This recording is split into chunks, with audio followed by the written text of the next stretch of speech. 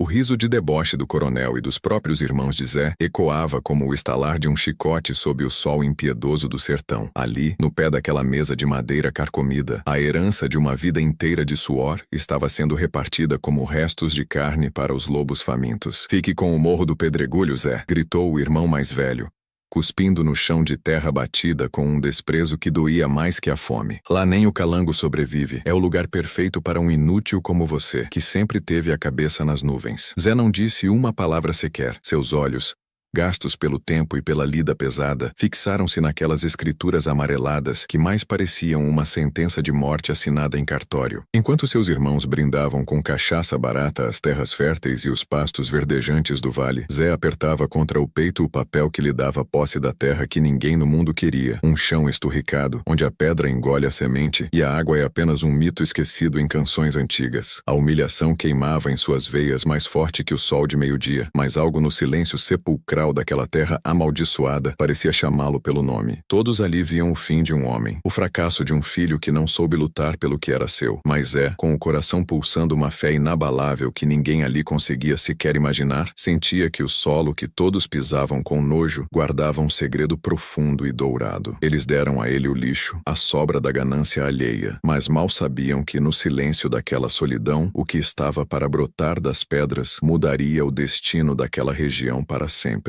O jogo da vida estava apenas começando, e a justiça divina, meu amigo, essa não dorme no ponto. O que todos chamavam de maldição era, na verdade, o início do maior milagre que aquelas bandas já presenciaram. Muitos riram do Zé, achando que ele tinha ficado apenas com o resto, com aquilo que ninguém mais queria.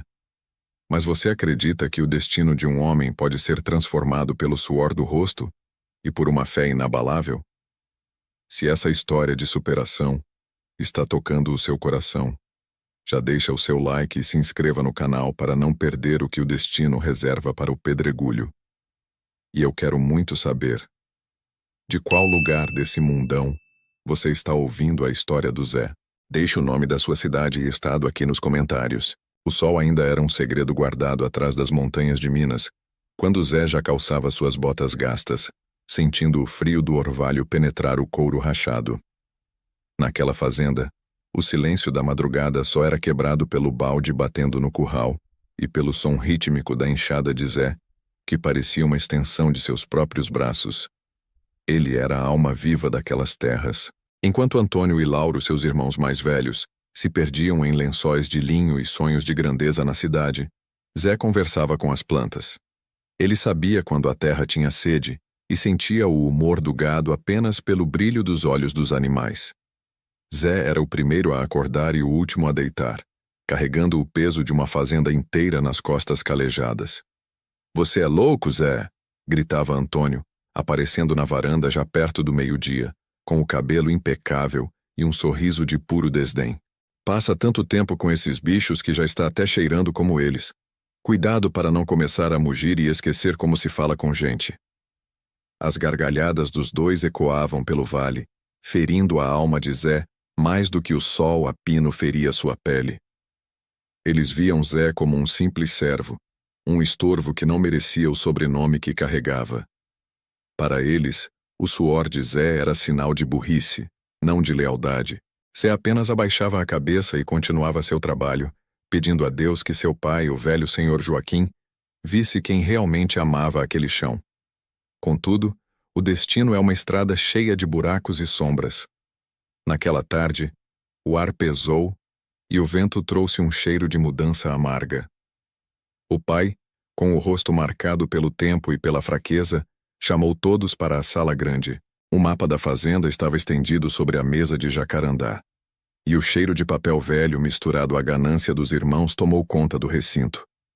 O dia da partilha havia finalmente chegado, e a injustiça estava prestes a assinar seu nome com caneta de ouro, deixando para o filho mais fiel apenas as sobras que ninguém mais queria. A poeira dançava nos feixes de luz que entravam pelas frestas das janelas de madeira do escritório do coronel Joaquim. O cheiro de papel velho, couro e fumo de corda impregnava o ambiente, tornando o ar pesado, quase irrespirável. Zé estava de pé, o chapéu de palha apertado entre as mãos calejadas, os olhos fixos no mapa amarelado estendido sobre a mesa de carvalho. Ali, Naquele pedaço de papel, o destino de uma vida inteira de suor estava sendo selado. O silêncio foi quebrado pelo riso abafado de Antônio e o olhar de desdém de Lauro. Eles já haviam assinado seus nomes nas partes mais verdes, onde o gado pastava gordo e a água corria cristalina. Para Zé, restava apenas um borrão cinzento no canto do mapa, o pedregulho. Pai. A voz de Zé saiu rouca, carregada de uma mágoa que ele tentava segurar no fundo do peito. Por que o pedregulho? O senhor sabe que lá não nasce nem erva daninha sem muito sacrifício. Eu fui o único que nunca saiu do seu lado. Quando a seca de 78 quase acabou com tudo, quem dormiu no curral com as vacas fui eu. Quando os irmãos estavam na cidade estudando com o dinheiro das sacas de café, quem estava com o cabo da enxada abrindo ferida na mão era eu. Por que me dar a pior terra, pai? Antes que o velho coronel Joaquim pudesse abrir a boca, Antônio deu um passo à frente, ajustando o relógio de ouro no pulso com uma arrogância que feria mais que chicote. Ora, Zé, deixe de ser ingrato. O pai já tá velho. Não tem que ficar dando explicação de como divide o que é dele. Você sempre foi o bicho do mato. Gosta de terra bruta, não é? Pois aí tem terra de sobra para você se divertir. Não pressione o pai com seu sentimentalismo barato. Lauro, encostado na estante de livros que nunca leu, soltou uma fumaça de charuto que atingiu o rosto de Zé. Exatamente. O testamento tá feito, a partilha tá decidida. Você quer o quê? As terras da Baixada para deixar o mato crescer? Você não tem visão, Zé. Aceita o que te deram e some daqui antes que a gente mude de ideia e te deixe sem nada. O coronel Joaquim limpou a garganta, um som seco e sofrido. Ele tentou levantar o olhar, mas parecia que o peso da injustiça era demais para sua coluna curvada pelos anos. Meu filho, eu tentei explicar que... Ele não tem que explicar nada, Zé. Interrompeu Antônio batendo a mão na mesa, fazendo os papéis saltarem. O que está escrito, está escrito. O pai está cansado e você só está aqui trazendo perturbação. Se quer o pedregulho, pegue suas tralhas e vá para lá. Se não quer, deixe para os urubus, que é a única coisa que frequenta aquele lugar. Zé não respondeu aos irmãos. Ele ignorou a arrogância de Antônio e o deboche de Lauro. Seus olhos procuraram os do pai. Houve um momento de conexão profunda. Um silêncio que gritava verdades que as palavras não ousavam dizer. Nos olhos do velho coronel Joaquim, Zé não viu autoridade, viu derrota. Viu um homem que, embora dono de muitas terras, era prisioneiro da vontade dos filhos que o cercavam com falsidade. O olhar do pai estava baço, cansado de uma guerra invisível dentro da própria casa. Era o olhar de quem pedia perdão sem poder falar a palavra. Um nó se formou na garganta de Zé. Ele sentiu uma vontade imensa de gritar, de rasgar aquele mapa e exigir o que era justo. Mas ele olhou para as próprias mãos, sujas da terra que ele tanto amava, e sentiu uma dignidade que seus irmãos nunca conheceriam. Ele percebeu que brigar ali, naquela sala cheia de ganância, seria diminuir o homem que ele era. Tá certo, pai, disse Zé com uma calma que assustou os irmãos. Se o senhor acha que é isso que eu mereço, eu aceito. Não vou mais questionar. O senhor descansa, viu? O senhor parece muito cansado. Zé colocou o chapéu na cabeça, ajeitando a aba para esconder os olhos que começavam a marejar. Ele deu as costas e caminhou em direção à porta pesada de madeira. Enquanto seus passos ecoavam pelo corredor, ele ouviu a explosão de risos vindo de dentro da sala. Antônio e Lauro vibravam, batiam palmas, celebravam a vitória como se tivessem acabado de ganhar uma guerra. Eles não sabiam que, ao darem o pedregulho para Zé, estavam entregando a ele a única coisa que eles nunca teriam: a chance de provar que o valor de um homem não vem da herança que ele recebe, mas do que ele é capaz de construir com as próprias mãos. Ao sair na varanda, o sol da tarde castigava o chão rachado. Zé olhou para o horizonte, onde as montanhas de pedra se erguiam como gigantes silenciosos. Era para lá que ele iria. Sem gado, sem sementes caras, sem o apoio de ninguém. Apenas com sua fé e a certeza de que, se Deus o mandou para o deserto, é porque lá ele encontraria o seu oásis.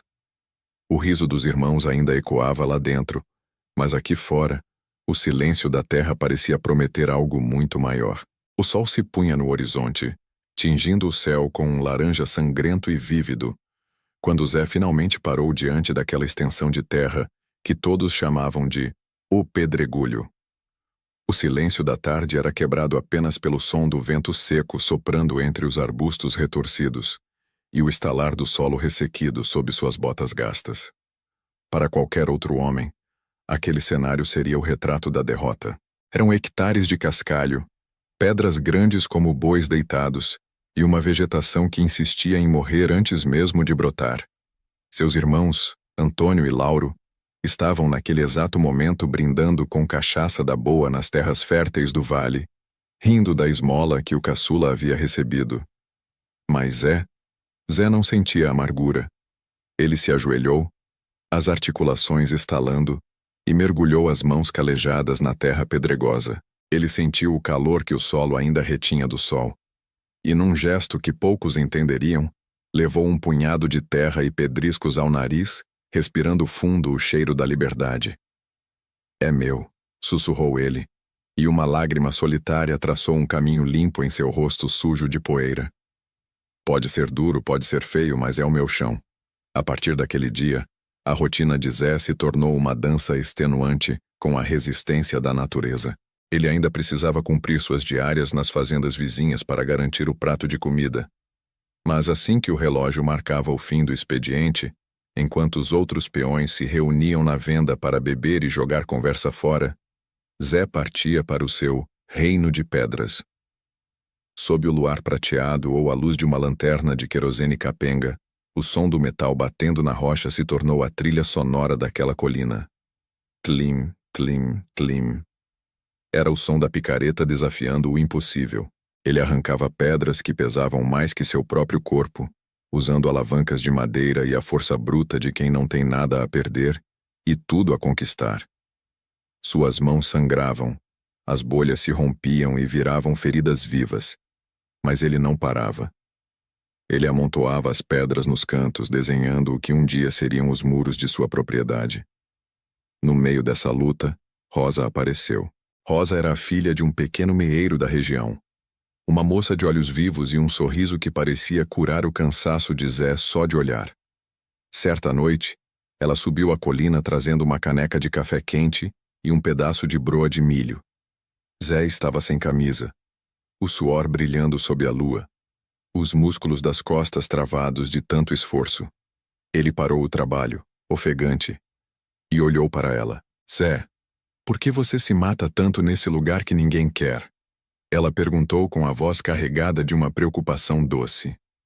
Zé limpou o suor da testa e apontou para o topo da pequena elevação, onde o terreno era um pouco mais plano. Olha lá, Rosa. Fecha os olhos e tenta ver o que eu vejo. Ela sorriu meio incrédula, mas fechou. Zé se aproximou, a voz ficando baixa e emocionada. Ali, onde tem aquela pedra maior, eu vou levantar a nossa casa. Não vai ser luxuosa como a dos meus irmãos, mas vai ser firme. Vai ter uma varanda comprida para a gente ver o pôr do sol, e eu vou ajeitar esse chão todo. Vou tirar cada pedrinha, vou trazer adubo do fundo do grotão e vou plantar o melhor milho que essa região já viu. E aqui, Rosa, nesse espaço que eu tô limpando agora, vai ser o lugar para os nossos filhos brincarem. Vai ter sombra de árvore e chão limpo para eles correrem sem medo de tropeçar. Rosa abriu os olhos e pela primeira vez ela não viu apenas pedras. Ela viu a visão de Zé. Ela viu a dignidade de um homem que se recusava a ser uma vítima. Ela pegou as mãos machucadas dele e as beijou com ternura. Se você acredita, Zé, eu também acredito. Eu vou estar aqui, ajudando a carregar cada pedra se for preciso. Aquelas palavras foram como combustível puro para a alma de Zé. As semanas se transformaram em meses. O isolamento de Zé era motivo de piada na vila. O louco do pedregulho, diziam uns. Tá querendo tirar leite de pedra, zombavam outros. Mas enquanto os irmãos esbanjavam a produção fácil das terras boas, gastando com futilidades e negligenciando a manutenção do solo, Zé criava uma intimidade profunda com seu pedaço de chão. Ele começou a notar coisas que ninguém via. Percebeu que, por baixo daquela camada de cascalho, A terra guardava uma umidade estranha, uma frescura que não condizia com a seca da superfície. Ele continuou cavando, limpando, suando. Cada pedra retirada era uma pequena vitória. Ele não sabia, mas sua perseverança estava prestes a revelar um segredo que o pedregulho guardava há séculos, algo que mudaria não apenas a sua vida e a de Rosa, mas deixaria todos que o humilharam de joelhos diante de sua grandeza. Bloco 3. O sol de meio-dia não tinha piedade, castigando a nuca de Zé enquanto ele, agachado, retirava a milésima pedra daquele chão ingrato. Suas mãos, antes apenas calejadas, agora ostentavam feridas abertas que cicatrizavam e reabriam no ritmo da sua persistência.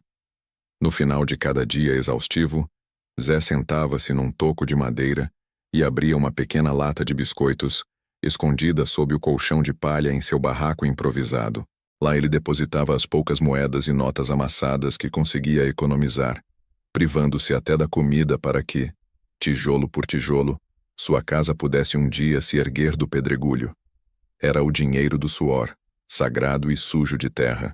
Certa tarde, o silêncio do campo foi interrompido pelo ronco de um motor potente. Antônio e Lauro surgiram em sua caminhonete nova, a poeira levantada pelo veículo sujando o pouco de dignidade que Zé tentava manter. Atrás deles, quase sem querer chamar atenção, vinha Lúcia, a única irmã da família, com os braços cruzados e um olhar inquieto, como se carregasse um incômodo que nunca teve coragem de transformar em palavra. Eles desceram com sorrisos enviesados. As botas de couro legítimo brilhando em contraste com os pés descalços e encardidos do irmão caçula. Zé, você sempre foi o mais devagar da família, mas isso aqui já passou dos limites, começou Antônio cuspindo no chão seco. Olha para esse lugar. É um cemitério de esperanças. Você está jogando dinheiro no ralo, rapaz. Vende essa porcaria de terreno para algum desavisado e tenta a sorte na cidade, ou compra um lotezinho perto da estrada. Aqui nem mato cresce com vontade. Lauro completou com uma gargalhada sarcástica. O pai te deu isso por caridade, mas até a caridade tem limite. Você está passando fome por causa de um monte de pedra.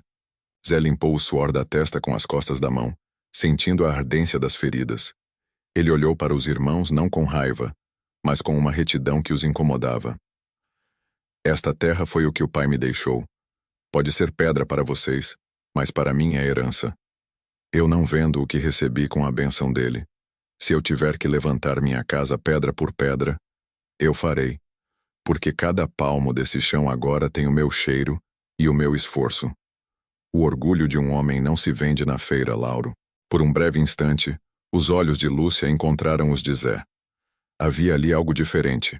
Não desprezo, não arrogância, mas um peso silencioso, como se ela enxergasse uma verdade que preferia não enfrentar. Ainda assim, ela permaneceu calada, presa entre a lealdade aos irmãos e a consciência que a inquietava. A resposta de Zé deixou um silêncio desconfortável no ar, apenas para ser quebrado pela figura curvada de seu Joaquim, que se aproximava lentamente pela trilha. O velho pai, que antes apenas observava de longe com o coração apertado, agora não conseguia mais ficar parado. Sem dizer uma palavra aos filhos mais velhos, ele se aproximou de Zé e estendeu a mão para pegar uma das ferramentas. Pai, o senhor não pode fazer isso, disse Zé, a voz embargada pela preocupação. O sol está forte demais e o senhor já trabalhou uma vida inteira. Deixe que eu cuido disso. O senhor já cumpriu sua jornada. Seu Joaquim, porém, apertou o cabo da enxada com suas mãos trêmulas, mas firmes pela experiência de décadas. O trabalho nunca cansa um homem que vê no filho a sua própria essência, Zé. Deixe-me ajudar a limpar o que eu mesmo te dei. Eu falhei na divisão, mas não vou falhar na lida, murmurou o velho com os olhos marejados. Enquanto Zé e o pai trabalhavam lado a lado, um jovem e um velho contra a dureza da terra, Antônio e Lauro assistiam à cena com o rosto transfigurado pelo ódio. Lúcia permaneceu alguns passos atrás, observando em silêncio, o aperto no peito crescendo a cada golpe de enxada que o pai dividia com Zé. Eles viam naquela união algo que o dinheiro deles nunca poderia comprar. O respeito e a cumplicidade que seu Joaquim nunca teve com eles. A fúria fervia no peito dos irmãos, pois percebiam que, mesmo no meio das pedras, Zé estava cultivando algo que eles, em suas terras férteis, jamais colheriam. O brilho no olhar do pai ao ver o esforço de Zé era um tapa na cara da arrogância dos dois, que voltaram para o carro batendo as portas, jurando silenciosamente que aquele pedaço de chão ainda haveria de ser o túmulo do orgulho de Zé. O sol castigava o lombo de Zé, mas ele nem sentia. Seus olhos estavam fixos nos pequenos brotos de milho e feijão que insistiam em romper a crosta dura e pedregosa daquele chão que todos chamavam de maldito.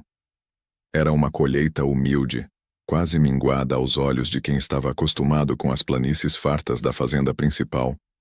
Mas para Zé, cada folha verde era um milagre esculpido com suor e prece. Quando a tarde começou a cair, tingindo o céu de um laranja cor de fogo, Rosa apareceu na curva do caminho, trazendo uma caneca de café e um pedaço de broa. Zé limpou as mãos sujas de terra na calça remendada e abriu um sorriso que valia mais que todo o ouro do mundo. Ele a pegou pela mão e, com o orgulho de um rei mostrando seu império, levou-a até o centro do terreno. Veja, Rosa, disse ele, apontando para as marcações no chão e para as vigas de madeira que ele mesmo tinha cortado e fincado. Aqui vai ser a nossa sala. Ali onde o sol bate primeiro vai ser o nosso quarto. E aqui fora, vou fazer um alpendre comprido para a gente ver o tempo passar. Rosa olhou para os lados, vendo a imensidão de pedras que ainda cercava o pequeno refúgio, e uma sombra de dúvida cruzou seu rosto. Zé, meu amor, eu te admiro tanto, mas... Você tem certeza? Olhe para esse chão. É tanta pedra, tanto esforço para tão pouco fruto. Você acha que essa terra realmente vai dar de plantar e sustentar uma família? Zé não se ofendeu. Ele caminhou até um dos brotos, ajoelhou-se e tocou a terra com uma delicadeza quase sagrada. Rosa, a terra é como a gente. Se você tratar com desprezo, ela se fecha. Mas se você der carinho, se você suar por ela e mostrar que não vai desistir no primeiro tropeço, ela retribui. O pedregulho não é ruim. Ele só estava esperando por alguém que não tivesse medo de trabalhar. Basta querer, e a terra devolve em dobro. Rosa sentiu os olhos marejarem. Ela se aproximou e o abraçou apertado, sentindo o cheiro de terra e dignidade que emanava dele. Enquanto o abraço os envolvia, o esqueleto da pequena casa se erguia atrás deles, uma estrutura simples, mas robusta, feita de sobras e de uma vontade inabalável. Zé se dividia em dois. De dia, vendia sua força de trabalho em fazendas vizinhas para conseguir alguns trocados. De noite, sob a luz de um lampião ou da própria lua, ele assentava tijolo por tijolo, pedra por pedra. O cansaço era um peso constante em seus ombros, mas a esperança era o combustível que o mantinha de pé. No entanto, a felicidade de Zé era um espinho na carne de quem só conhecia o ódio. No alto da colina, protegido pela sombra de uma varanda luxuosa, Antônio observava o progresso do irmão através de um binóculo. Ele não suportava ver o brilho no olhar de Zé. O fato de Zé estar conseguindo construir algo do nada, enquanto eles, com toda a herança, viviam mergulhados em dívidas de jogo e má administração, corroía sua alma. Antônio virou o resto de uma dose de cachaça e bateu o copo na mesa com violência. Aquele miserável acha que venceu, rosnou ele para Lauro, que estava sentado ao lado. Ele acha que esse chiqueiro que ele chama de casa vai ficar de pé. Os sonhos do Zé vão acabar antes mesmo do telhado subir. Eu vou derrubar tudo o que ele fez. Não vai sobrar pedra sobre pedra naquele deserto. O plano já estava traçado na mente perversa de Antônio. Ele esperaria Zé sair para o trabalho pesado na cidade e, na calada da noite, transformaria o suor de meses em escombros, provando que, para ele, a única lei que valia era a da arrogância. O sol mal havia se despedido no horizonte, pintando o céu do pedregulho com tons de um roxo fúnebre, quando as sombras começaram a se mover de forma traiçoeira. Zé havia saído para a cidade, carregando consigo os últimos centavos que economizara para comprar alguns sacos de cal e pregos, deixando para trás o que ele considerava ser o começo de sua vitória. As paredes erguidas com tanto suor e a base sólida da casinha que abrigaria seus sonhos com Rosa. No entanto, a maldade não descansa, e Antônio, Consumido por uma inveja que lhe corroía as entranhas como ácido, não suportava ver o irmão coitadinho progredir. Escondido atrás de uma moita de angico, Antônio observava enquanto 3 homens contratados por ele, sujeitos de má fama na região, usavam picaretas e alavancas para desmoronar cada pedra que Zé havia assentado com carinho. O barulho das pedras batendo umas contra as outras soava como tiros no silêncio da noite rural. Lúcia, a irmã que sempre tentava se manter neutra para não perder as benesses da fazenda principal, aproximou-se de Antônio com o coração disparado. Antônio, pelo amor de Deus, o que você está fazendo? Isso já passou de qualquer limite. É a casa dele. Ela sussurrou, a voz trêmula de pavor. Antônio nem sequer desviou o olhar da destruição. Seus olhos brilhavam com um prazer doentio. Cale a boca, Lúcia. Eu estou apenas acelerando o inevitável. Esse desgraçado do Zé está jogando baixo, se fazendo de santo e de trabalhador para comover o nosso pai. Ele quer que o velho mude o testamento e dê as terras boas para ele por pena. Eu estou apenas acabando com a farsa agora. Sem casa, sem projeto, ele desiste e some daqui de uma vez por todas. Lúcia sentiu um frio na espinha, mas o medo da autoridade do irmão e o desejo de não ver a herança dividida novamente a fizeram se calar. Ela aceitou o silêncio, tornando-se cúmplice daquela covardia. Quando o dia amanheceu, Zé retornou. Ele vinha assobiando uma moda de viola, com um fardo nas costas e a esperança no peito. No entanto, ao dobrar a curva do caminho que dava vista para o seu lote, o assobio morreu na garganta. O que antes eram paredes que prometiam um lar, agora era apenas um amontoado de entulho, poeira e pedras quebradas. Zé soltou o fardo, que caiu pesadamente no chão seco. Ele caminhou até o centro do que seria sua sala, ajoelhou-se e tocou os destroços. Suas mãos calejadas e feridas tremiam. Não era apenas pedra e barro. Era o tempo de sua vida que tinham tentado destruir. Foi nesse momento que Antônio e Lauro apareceram, caminhando com uma naturalidade cínica, como se tivessem acabado de acordar. Mas que desgraça foi essa, Zé? Perguntou Antônio, forçando uma expressão de surpresa que beirava o ridículo. Parece que sua engenharia de pobre não aguentou o vento da noite, hein? Lauro soltou uma risadinha abafada por trás do irmão. Zé levantou-se lentamente, a poeira grudada nas lágrimas que insistiam em descer, mas seus olhos não brilhavam com ódio, e sim com uma tristeza profunda. Vocês viram alguém por aqui? Ouviram algum barulho? Perguntou Zé, a voz embargada. Nós não vimos nada. Devia estar bem cansado para não ouvir sua própria casa caindo, mentiu Antônio na maior cara de pau, olhando fixamente nos olhos do irmão. A crueldade era tamanha que o ar parecia ter ficado mais pesado entre eles. Logo em seguida, seu Joaquim, o pai, aproximou-se apoiado em seu cajado, com o rosto marcado pela preocupação.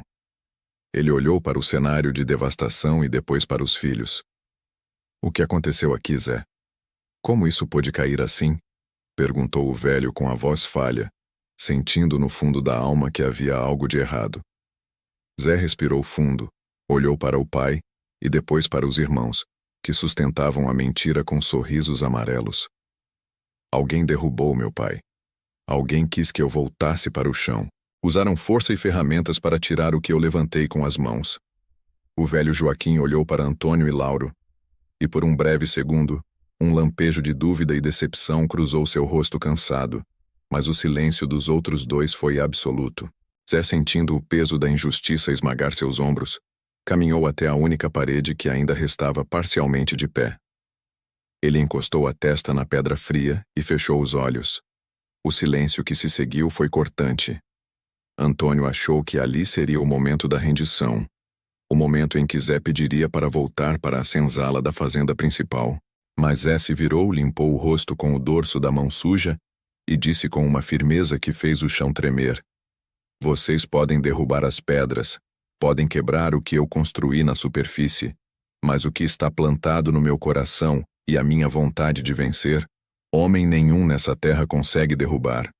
Amanhã cedo, eu começo a levantar tudo de novo, e se derrubarem 10 vezes, eu levanto 11. O pedregulho ainda vai dar frutos que vocês nunca imaginaram. Antônio sentiu um calafrio. Ele esperava choro, mas encontrou um gigante. O sol mal tinha começado a se despedir no horizonte, pintando o céu com tons de sangue e ouro, quando a traição se concretizou nas sombras do cafezal.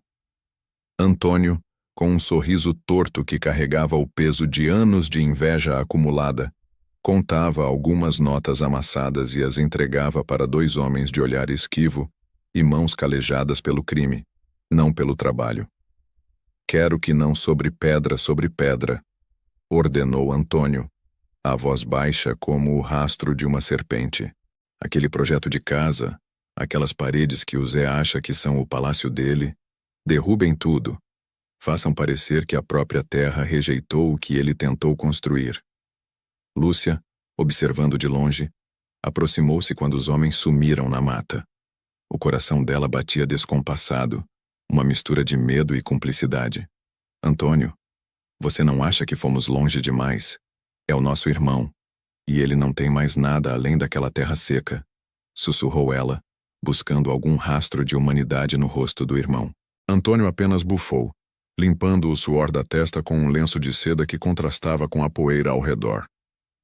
"Você não entende, Lúcia? O Zé quer dar uma de coitadinho. Ele está jogando baixo, tentando comover o velho para que o pai mude o testamento na última hora e dê as terras boas para ele por pena. É uma farsa, e eu estou apenas acabando com ela antes que o estrago seja maior." Lúcia baixou os olhos. A lógica deturpada de Antônio servia como um anestésico para sua própria culpa. Se Zé era o vilão, então eles eram os justiceiros. Ela aceitou o silêncio como sua sentença. Enquanto isso, Zé retornava da cidade trazendo consigo um pequeno saco de pregos e uma esperança que não cabia no peito. Ele caminhava a passos largos, imaginando como Rosa ficaria feliz ao ver que a primeira fiada de tijolos já estava firme. Mas, ao dobrar a curva que dava vista para o pedregulho, o mundo de Zé desabou. Onde antes se erguiam as paredes do seu sonho, agora havia apenas um amontoado de destroços, poeira e silêncio. O ar parecia ter sido roubado de seus pulmões. Ele correu, tropeçando nas pedras que ele mesmo havia limpado com tanto suor. Ajoelhou-se diante dos escombros, tocando o barro ainda úmido que havia servido de liga. "Por quê?" ele perguntou ao vazio. Não havia sinais de tempestade, não havia ventos que pudessem derrubar uma estrutura tão bem cuidada. O cheiro de maldade pairava no ar, com a alma em pedaços, mas os olhos secos de uma determinação que beirava o sagrado. Zé caminhou até a casa grande. Seus pés pesavam como chumbo.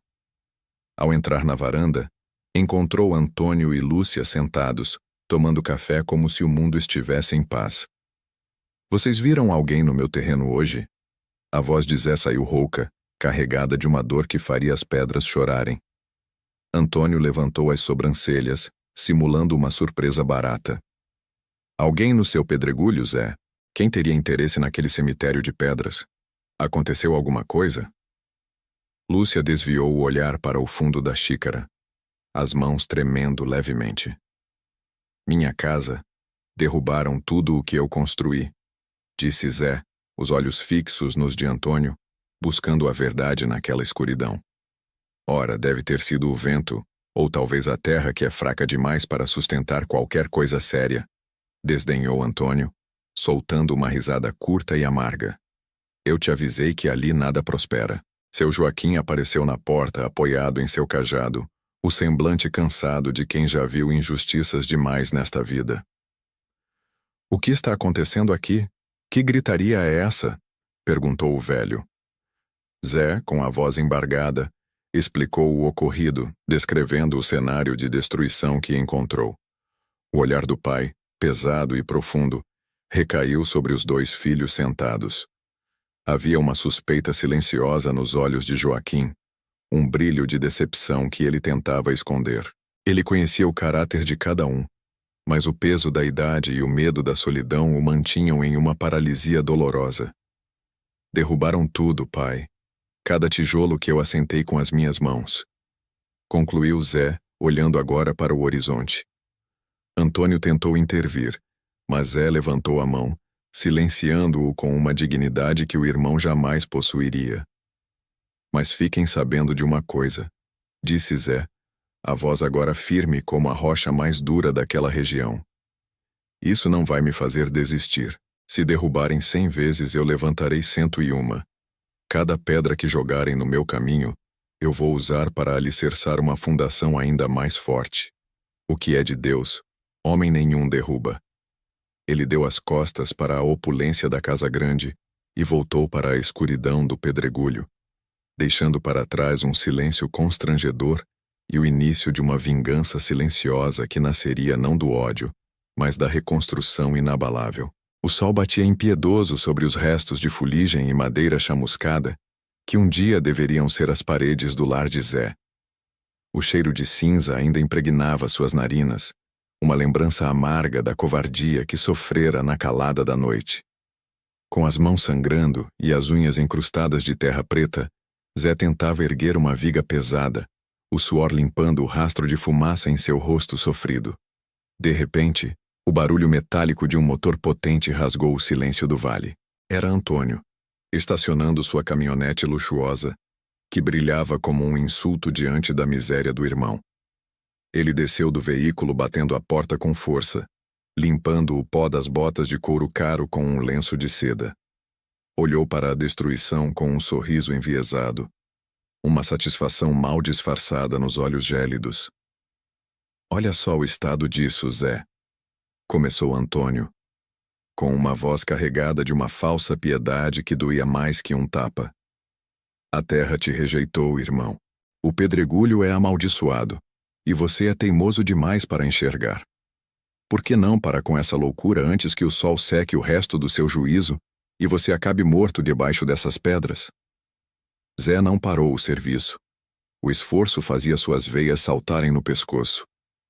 A terra é honesta, Antônio. Ela só devolve o que a gente planta com verdade. Eu plantei suor e esperança, e vou colher minha vitória nem que seja a última coisa que eu faça. Antônio soltou uma gargalhada seca que ecoou pelas encostas áridas. Vitória? Você está no meio de um cemitério de sonhos. Escuta aqui, por uma consideração tola ao nosso sangue, eu vim te fazer uma oferta de caridade. Eu compro esse lixão. Te dou 5.000 reais para você sumir daqui, levar a Rosa para a cidade e tentar a sorte limpando o chão de padaria. É mais do que esse monte de cascalho vale. Zé finalmente parou e encarou o irmão. O desprezo em seu olhar era profundo. 5.000? Você sabe muito bem que essa terra, mesmo seca, vale 10 vezes isso. Você não quer me ajudar. Você quer me roubar o pouco que me restou para se sentir o dono do mundo. Minha dignidade não está à venda. Antônio deu um passo à frente, o rosto ficando vermelho de ódio. Não seja ingrato. Ninguém mais vai querer essa porcaria. Você vai morrer na miséria por puro orgulho. A tensão era quase física. O ar parecia elétrico, quando uma sombra se moveu perto de um velho pé de juazeiro. Era seu Joaquim. O velho pai, que parecia ter envelhecido 10 anos em uma semana, caminhava com dificuldade apoiado em um cajado. Em sua mão livre, ele apertava um pequeno embrulho de pano encardido e amarrado com barbante. Parem com essa briga agora, gritou o velho, a voz falhando, mas mantendo a autoridade de quem já muito sofreu. Antônio se virou surpreso e irritado. Pai, o que o senhor faz aqui nesse sol? Volte para a sede, isso é assunto de homem. Seu Joaquim ignorou o primogênito e caminhou até Zé com passos trêmulos. Meu filho, eu vi sua luta de longe. Eu vi o que as chamas fizeram e meu coração sangrou. Eu não posso devolver sua casa, mas posso te dar uma chance. Ele estendeu o embrulho para Zé. Aqui tem cada centavo que eu economizei em 40 anos de lida. Dinheiro de venda de bezerro, de safra de café que eu escondi para uma emergência. É seu, Zé. Para você reconstruir o que o ódio tentou derrubar. Antônio explodiu em fúria, os olhos saltados. O senhor enlouqueceu? Jogando o dinheiro da nossa família nesse buraco sem fundo? O senhor mima esse imprestável desde pequeno. Por isso ele é esse fracassado. Zé sentiu o sangue ferver e se colocou entre o pai e o irmão. Fracassado? Eu trabalho de sol a sol enquanto você vive de pose e de herança. Eu sou homem de verdade, Antônio. Diferente de você que só sabe destruir o que os outros constroem. Antônio partiu para cima de Zé aos gritos, chamando o pai de caduco e o irmão de estorvo. No meio do caos de ofensas, seu Joaquim levou a mão ao peito, o rosto perdendo a cor instantaneamente. Ele cambaleou, o ar faltando em seus pulmões. Parem. Por favor. Ele balbuciou antes de quase desabar. Zé reagiu no mesmo instante, amparando o pai nos braços, sentindo o coração do velho batendo descompassado. O medo de perder o pai foi maior que qualquer rancor. Olha o que você está fazendo, Antônio. Você vai matar ele, rugiu Zé. Antônio recuou, assustado, mas ainda com um brilho de deboche no olhar. Zé, olhando para o rosto pálido de seu Joaquim, tomou uma decisão de paz. Chega, eu aceito o dinheiro, pai. Não pela quantia, mas pelo seu amor. E escute bem, Antônio. Eu vou usar cada real para fazer esse pedregulho brilhar. E eu juro por Deus que eu vou devolver cada centavo ao senhor, pai. E vai ser em dobro. Antônio soltou um riso sarcástico enquanto voltava para a caminhonete. Em dobro? Se você devolver o valor original, já vai ser o maior milagre que essa terra seca já viu. Você é um sonhador de beira de estrada, Zé. Vai morrer abraçado com essas pedras e sem um tostão no bolso. Zé não respondeu mais. Ele apenas acomodou o pai na sombra, com um embrulho de pano no colo, olhando para o horizonte com uma determinação que nenhum fogo ou irmão invejoso seria capaz de apagar. A estrada para a cidade parecia mais longa sob o peso da responsabilidade que Zé carregava no peito e o maço de notas no bolso, fruto do sacrifício de seu velho pai. Cada trote do cavalo era um batimento do seu coração esperançoso. Zé não via os prédios ou as pessoas. Ele só via o rosto pálido de Rosa e as ruínas de seu sonho deixadas para trás pelos irmãos. Na farmácia, suas mãos calejadas tremiam ao entregar a receita. Quando o boticário lhe entregou os frascos, Zé sentiu como se estivesse segurando um tesouro maior que qualquer herança de terra fértil. Isso vai salvar minha Rosa. Ele murmurou para si mesmo, ignorando os olhares curiosos dos citadinos para suas roupas sujas de barro e suor. Ao retornar para o pedregulho, o alívio foi imediato. Rosa, mesmo fraca, sorriu ao vê-lo. Ele cuidou dela com a delicadeza de quem segura uma pétala de flor, administrando os remédios e a sopa morna enquanto o sol se punha. Nos dias que se seguiram, a melhora de Rosa foi o combustível que Zé precisava. Com a saúde dela se estabilizando, ele se tornou uma força da natureza. O dinheiro de seu Joaquim foi usado com a maior economia possível para comprar madeira bruta, pregos e ferramentas. Zé não tinha pressa de descansar. Tinha pressa de viver. Ele começou a reconstrução sozinho, sob o luar que banhava o campo pedregoso. O som do seu martelo ecoava pelo vale, um desafio constante ao silêncio da noite e à arrogância de Antônio e Lauro. Ele misturava o barro com palha seca, amassando a terra com os pés descalços, sentindo a conexão visceral com o chão que todos desprezavam.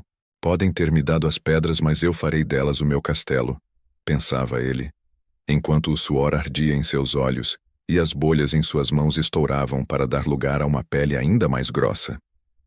Ele varava as madrugadas, dormindo apenas 3 ou 4 horas em cima de um saco de estopa, acordando antes do primeiro galo para continuar a lida.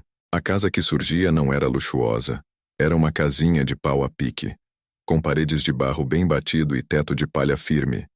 Mas para Zé, cada centímetro representava uma vitória contra a injustiça.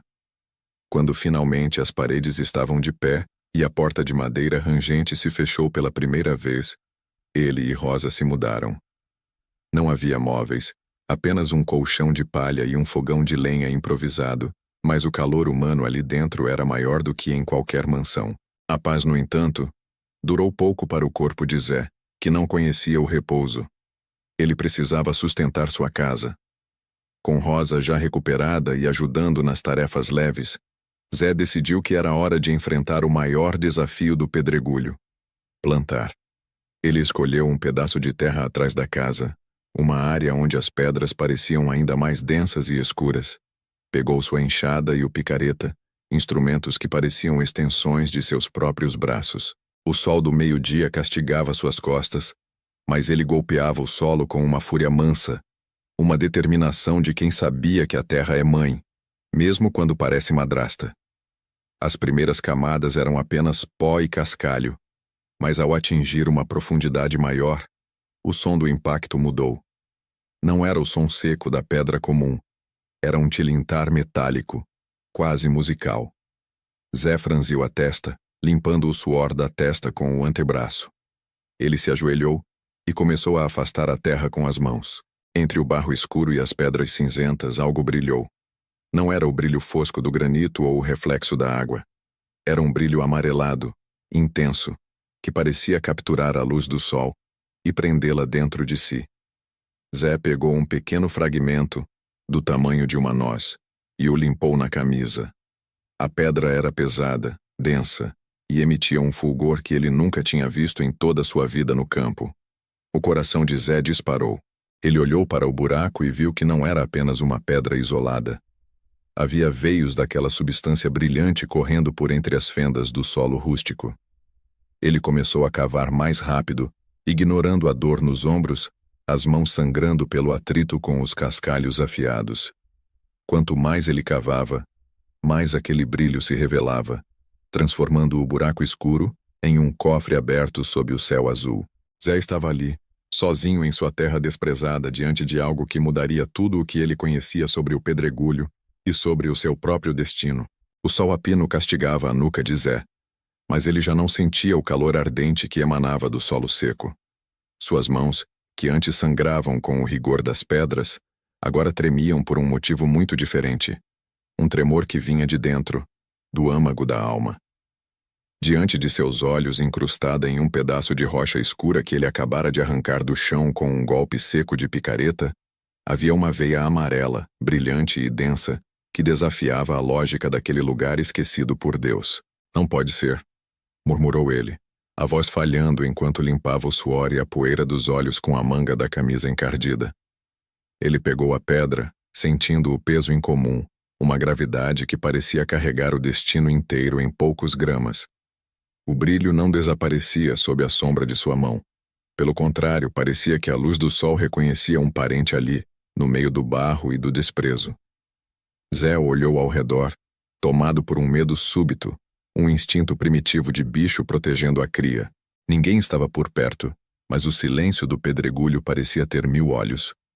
Naquele instante de silêncio absoluto, um pensamento atravessou sua mente como um relâmpago. Seu Joaquim.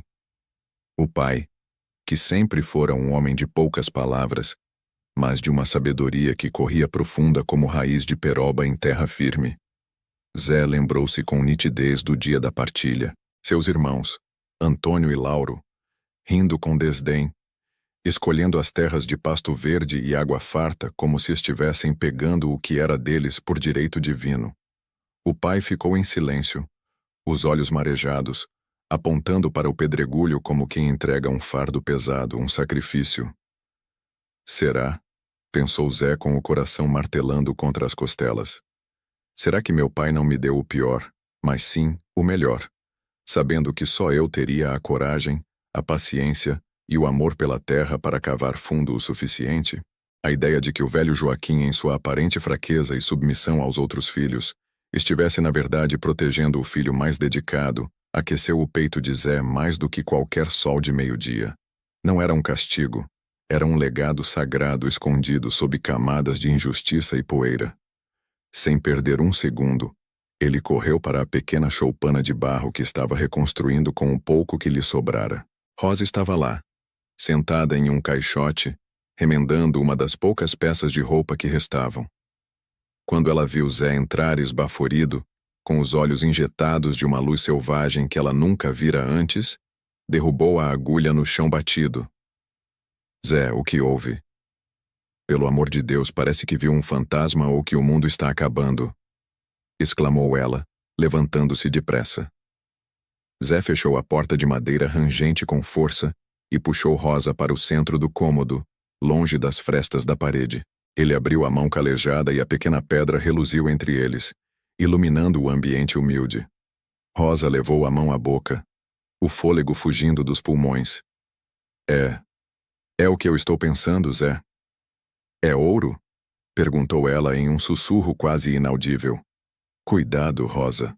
Não se empolgue. Não deixe a esperança cegar a gente ainda, disse ele, a voz carregada de uma prudência necessária. Pode ser só uma ilusão, ouro de tolo, coisa da minha cabeça que já não aguenta mais tanto sofrimento. Mas eu sinto aqui dentro, Rosa. Eu sinto que tem algo mais ali. Meu pai... Eu acho que ele sabia. Ele não me jogou aos leões sem uma faca na mão. Ele sabia que Antônio e Lauro não teriam a força para mexer nessa terra. Rosa olhou para o marido com uma mistura de adoração e temor. Ela sabia que se aquilo fosse verdade, a vida deles mudaria para sempre, mas os perigos também cresceriam na mesma proporção daquela riqueza. Eu vou te ajudar, Zé. Do jeito que eu puder, estarei ao seu lado, prometeu ela, segurando as mãos sujas dele.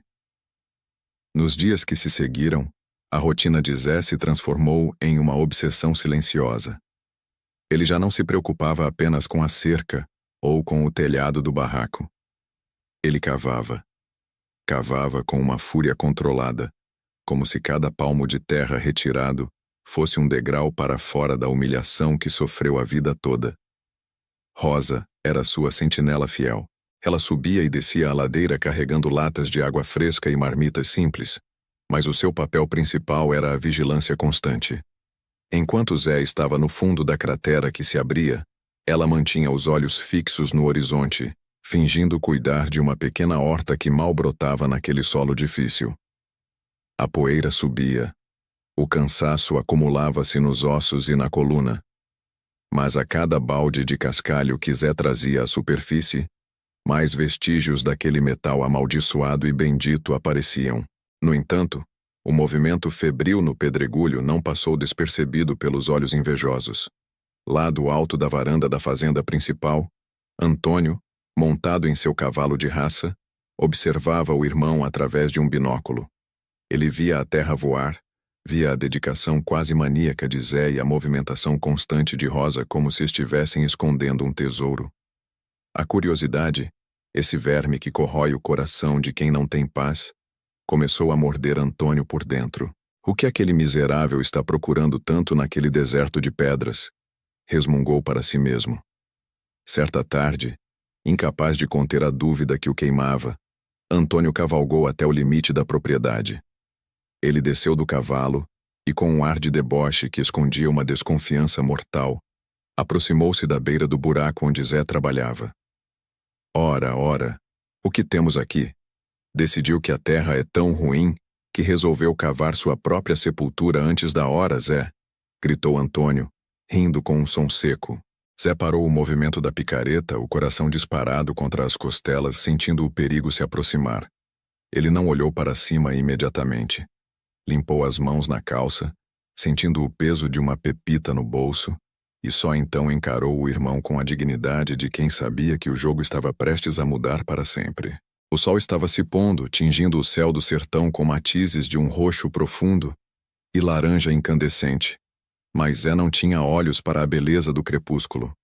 Seus olhos estavam fixos no fundo daquela vala aberta, na terra bruta do pedregulho. O suor escorria por sua testa, misturando-se à poeira vermelha. Mas o cansaço parecia ter evaporado diante do brilho que emanava do chão. Ele segurava uma pedra pequena, pesada, que reluzia de forma diferente de tudo o que ele já vira naquela lida de anos. Era o brilho da esperança, o brilho que prometia mudar sua sorte para sempre. No entanto, o silêncio daquela solidão foi abruptamente quebrado pelo som metálico de um galho seco se partindo sob o peso de uma bota bem polida. Zé sentiu um calafrio percorrer sua espinha antes mesmo de se virar. Ele conhecia aquele passo arrogante. Mas o que é que o queridinho do papai está fazendo dentro desse buraco até essa hora? A voz de Antônio ecoou, carregada de um sarcasmo venenoso. O irmão mais velho estava de pé na beira da vala, sua sombra se alongando sobre Zé como uma mancha escura. Ele tinha um sorriso de canto de boca, mas seus olhos, frios e inquisidores, Vasculhavam cada detalhe do que Zé estava fazendo. Com o coração martelando contra as costelas, Zé fechou a mão rapidamente sobre a pedra dourada, enterrando-a discretamente na dobra de sua calça suja. Ele respirou fundo, tentando controlar a trepidação da voz, sabendo que qualquer passo em falso entregaria o segredo que poderia ser sua salvação ou sua ruína. Só buscando o que a terra tem para dar, Antônio.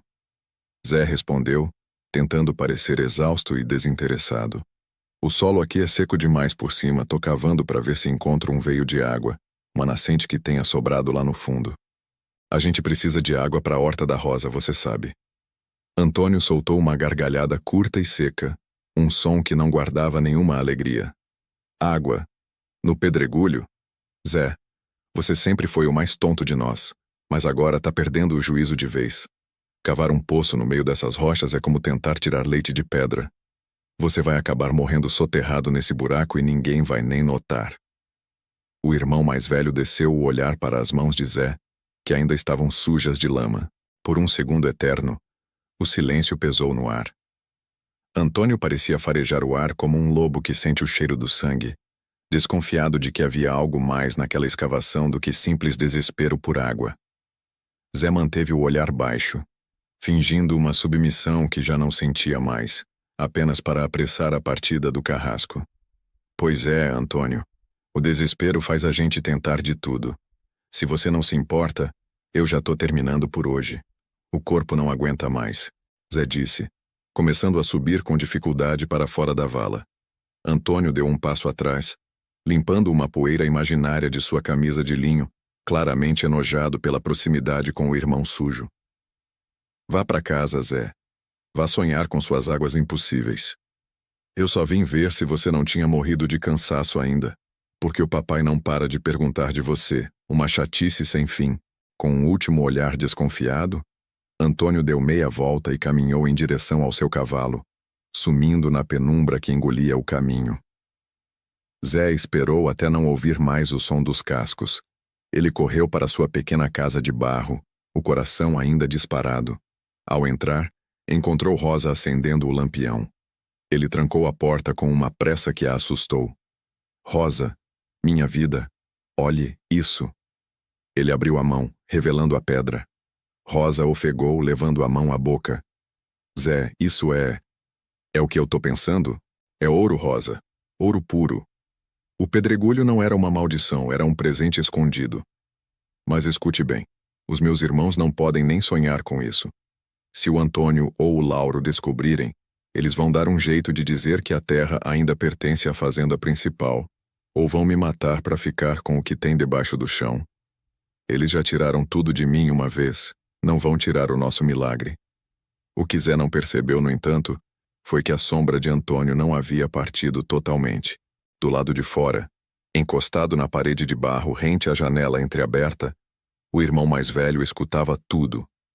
Um sorriso diabólico se formou nos lábios de Antônio, enquanto ele ouvia a palavra ouro ecoar na voz emocionada do irmão. Ele não precisava ver a pedra. A confirmação na voz de Zé era o suficiente. Antônio afastou-se da casa nas pontas dos pés, uma fúria gananciosa queimando em seu peito. Ele montou em seu cavalo e galopou como um louco de volta à sede da fazenda. Ao chegar, encontrou Lauro bebendo na varanda. Lauro, esqueça a terra fértil e os bois. Antônio gritou, descendo do cavalo ainda em movimento. O mudo do Zé, aquele desgraçado, tá sentado em cima de uma mina de ouro? Ele achou o tesouro no meio daquelas pedras malditas. Lauro engasgou com a bebida, os olhos arregalados. Ouro? No pedregulho? Você tem certeza? Antônio segurou o irmão pelos ombros, a voz baixa e carregada de maldade. Eu ouvi ele falando com a mulher. Eles acham que vão ficar ricos e se livrar da gente. Mas aquele ouro é nosso, Lauro. Foi o nosso pai que deu a terra, mas ele não sabia o que tinha lá. Nós vamos dar um jeito de tomar cada grama daquele brilho. O Zé não sabe com quem tá mexendo. Se ele acha que a vida foi dura até agora, ele não perde por esperar o que eu vou fazer para arrancar aquele segredo das mãos dele. A noite no casarão da fazenda estava carregada de um silêncio pesado, daqueles que precedem as grandes tempestades. Antônio, com os olhos injetados de uma cobiça que beirava a loucura, mexia em umas caixas de madeira escura no galpão dos fundos. O cheiro de pólvora e metal era forte. Lúcia, que o seguira discretamente, observava da penumbra, o coração batendo descompassado contra as costelas. Ela limpou o suor da testa e finalmente criou coragem para falar. O que você está planejando com isso, Antônio? Dinamite? Isso é perigoso demais até para os seus padrões, disse ela, a voz trêmula. Antônio deu um sorriso gélido, sem desviar os olhos do que estava fazendo. Não é perigo, Lúcia. É uma solução. Vou oferecer uma trégua para o nosso querido irmãozinho Zé. Vou levar essas bombas para ele como um presente de paz, para ajudá-lo a escavar aquele poço de ouro mais rápido. Mas o que ele não sabe é que eu preparei os pavios para serem curtos demais. Ou talvez, eu mesmo dê um jeito de selar o destino dele lá dentro daquela cratera. Quando as pedras desabarem, o ouro continuará lá, mas o Zé... Bem, o Zé vai se tornar parte da terra que ele tanto ama. Lúcia sentiu um frio percorrer sua espinha. A maldade de Antônio não tinha mais limites. Ele não queria apenas a herança. Ele queria o sangue de Zé. Você está indo longe demais, Antônio. Isso é assassinato. É o nosso irmão. Ela exclamou, as mãos tremendo. Antônio levantou-se bruscamente, segurando-a pelos ombros com força.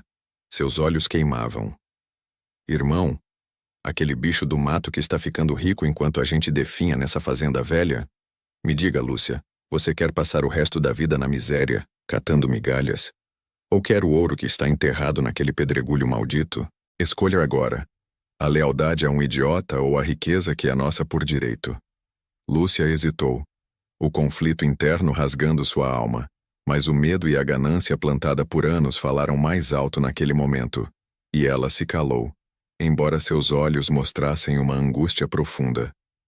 No dia seguinte, o sol mal havia rompido o horizonte quando Antônio caminhou em direção ao pedregulho. Ele não levava o chicote ou o desprezo habitual no rosto. Levava uma máscara de arrependimento. Zé estava curvado sobre a terra, o suor já encharcando sua camisa de algodão grosseiro, quando viu o irmão se aproximar. Ele parou, segurando a enxada com firmeza, esperando o próximo ataque. No entanto, Antônio estendeu as mãos em um gesto de rendição. Zé, eu não consegui dormir esta noite pensando em como tenho sido injusto com você. Começou Antônio, a voz carregada de uma falsidade magistral. Pai está certo. Você é o mais esforçado de nós. Eu vi que você está sofrendo para cavar esse solo duro e trouxe algo para ajudar. São dinamites, Zé. Um presente de paz. Vamos usar isso para abrir caminho e você finalmente ter o seu poço. Zé, cujo coração humilde sempre buscava o perdão, sentiu as lágrimas arderem nos olhos. Ele queria tanto acreditar que o sangue falaria mais alto que a ganância. Você fala sério, Antônio? Você me perdoa pelas desavenças? Perguntou Zé, a voz embargada. Antônio assentiu, entregando as caixas com um sorriso que não chegava aos olhos. Claro, meu irmão. Vamos esquecer o passado. Use-as hoje mesmo. Não perca tempo. Zé aceitou o presente, sentindo um peso sair de suas costas. Ele realmente acreditava que a família estava se unindo novamente. Enquanto isso, de longe, escondida entre os arbustos secos, Lúcia observava a cena. Ela viu o abraço falso de Antônio e a alegria genuína de Zé. Viu Zé começar a preparar o local da explosão com uma esperança renovada, sem saber que estava preparando a própria cova. O remorso começou a queimar o peito de Lúcia como brasas vivas. Ela se lembrou de quando eram crianças e Zé a protegia das trovoadas. O ouro não valia aquilo. A ganância de Antônio era um poço sem fundo que engoliria a todos eles. Quando Zé começou a posicionar as bananas de dinamite na fenda que ele mesmo havia cavado, Lúcia sentiu que seus pulmões iam explodir. Ela viu Antônio se afastar com um brilho cruel no olhar, esperando o momento do acidente. Foi então que o arrependimento transbordou. Lúcia disparou a correr pelo campo acidentado, tropeçando em pedras e galhos secos. Zé, para! Não acenda isso! Ela gritava, mas o vento levava sua voz para a direção oposta. Zé já estava com o isqueiro na mão, pronto para detonar a carga que ele acreditava ser sua salvação, mas que, na verdade, era o instrumento de sua destruição planejada pelo próprio irmão.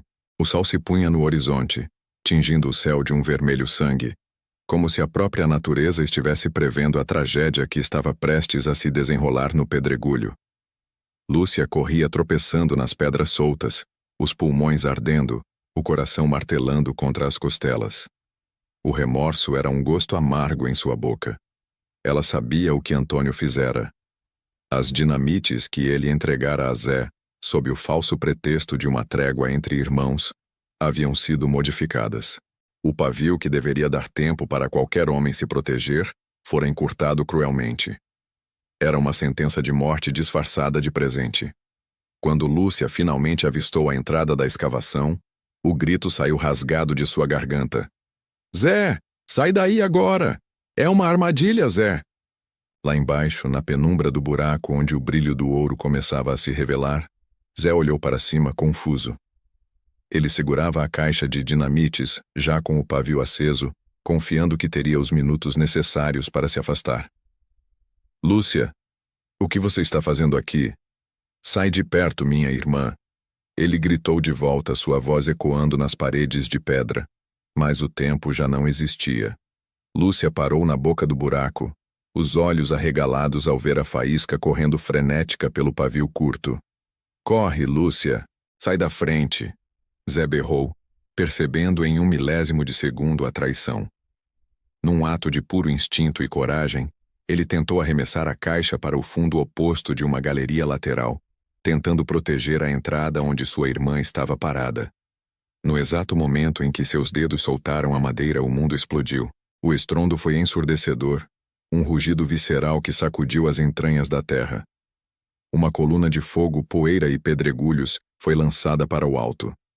Lúcia foi arremessada para trás pela onda de choque, seu corpo rolando pelo chão seco até bater contra um tronco de árvore.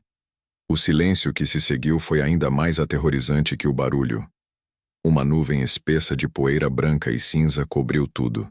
No alto da colina, Antônio observava a cena com um sorriso macabro, as mãos trêmulas de uma excitação doentia. Ele contava a vitória. Finalmente, o pedregulho é só meu, sussurrou para o vento, mas o sorriso congelou quando ele percebeu o corpo caído perto da entrada. Ele reconheceu o vestido. Lúcia? Não. Lúcia não.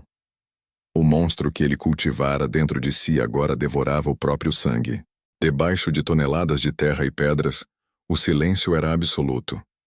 Zé sentia o peso esmagador sobre suas costas, mas por um milagre da providência divina, uma viga de escoramento e uma rocha maior haviam formado um pequeno nicho, um bolsão de ar. Ele tossiu, o peito doendo, o gosto de terra e enxofre em tudo. Lúcia! Ele sussurrou, a voz saindo como um fio. Minha irmã, você está viva? Do lado de fora, Lúcia começou a se mexer, chorando, o corpo dolorido, mas sem ferimentos letais. Ela se arrastou até os escombros, gritando pelo nome do irmão com as mãos sangrando de tanto cavar. A notícia da explosão correu como fogo em palha seca pela região. Seu Joaquim, o pai que por tanto tempo carregou o peso do silêncio, chegou ao local em um estado de desespero que ninguém jamais vira naquele homem calmo. Ele não esperou por ferramentas. Ele caiu de joelhos diante da montanha de pedras e começou a retirá-las com as próprias mãos nuas. Meu filho, eu não vou perder meu filho. Ele gemia, as unhas se quebrando, o sangue manchando o calcário. Aquela cena de um pai idoso lutando contra a montanha para salvar o filho que ele sempre soube ser o melhor de todos, comoveu os vizinhos que chegavam para observar. Um a um, os homens da vila, que antes riam de Zé, tiraram seus chapéus e pegaram pás, picaretas, ou simplesmente usaram as mãos. Um multirão de solidariedade se formou em minutos. Até Rosa, que chegara correndo e chorando, se juntou à corrente humana, passando pedras de mão em mão. Horas de trabalho exaustivo se passaram sob o luar.